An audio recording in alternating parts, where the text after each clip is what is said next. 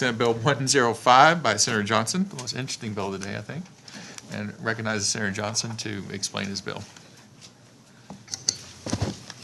Thank you, Mr. Chairman and members. We're talking about alkaline hydrolysis, also known as water cremation, also known as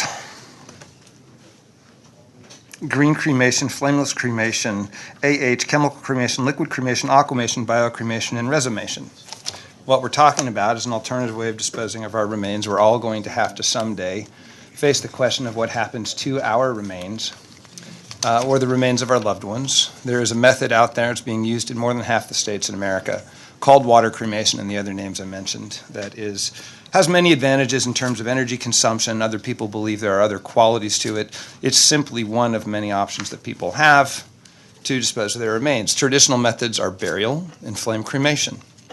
Water cremation is competitive from a cost standpoint to flame cremation, depending on where you are. It's far cheaper than burial cremation, and many people simply believe it's the right thing to do for environmental or personal reasons, including the quality of the ash.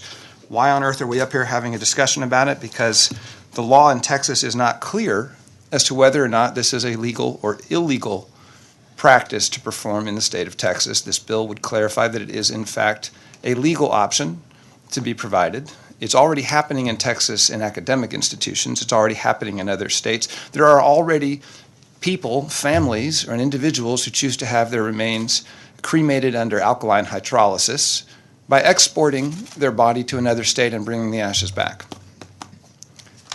It doesn't make sense for us to suppress, in this case, a market for services that people want about very personal decisions about what to do with their remains once they're gone.